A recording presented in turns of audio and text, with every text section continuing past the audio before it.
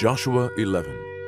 And it came to pass, when Jabin, king of Hatzor, had heard those things, that he sent to Jobab, the king of Madon, and to the king of Shimron, and to the king of Achshaph, and to the kings that were on the north of the mountains, and of the plains south of Chinnerot, and in the valley, and in the borders of Dor on the west, and to the Canaanite on the east and on the west, and to the Amorite, and the Hittite, and the Perizzite, and the Jebusite in the mountains, and to the Hivite under Hermon in the land of Mitzpeh. And they went out, they and all their hosts with them, much people, even as the sand that is upon the seashore in multitude, with horses and chariots very many. And when all these kings were met together, they came and pitched together at the waters of Merom to fight against Israel. And the Lord said unto Joshua, Be not afraid because of them, for tomorrow about this time will I deliver them up, all slain before Israel. Thou shalt hoe their horses, and burn their chariots with fire.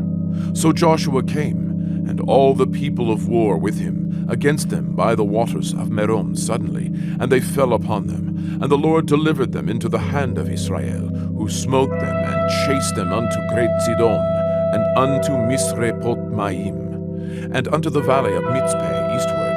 And they smote them until they left them none remaining. And Joshua did unto them as the Lord bade him. He hoed their horses, and burnt their chariots with fire. And Joshua at that time turned back, and took Hatzor, and smote the king thereof with the sword. For Hatzor beforetime was the head of all those kingdoms.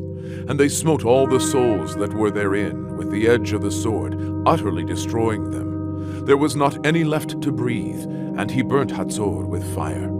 And all the cities of those kings, and all the kings of them, did Joshua take, and smote them with the edge of the sword, and he utterly destroyed them, as Moses the servant of the Lord commanded. But as for the cities that stood still in their strength, Israel burned none of them, save Hatzor only.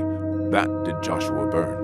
And all the spoil of these cities, and the cattle, the children of Israel took for a prey unto themselves. But every man they smote with the edge of the sword, until they had destroyed them, neither left they any to breathe.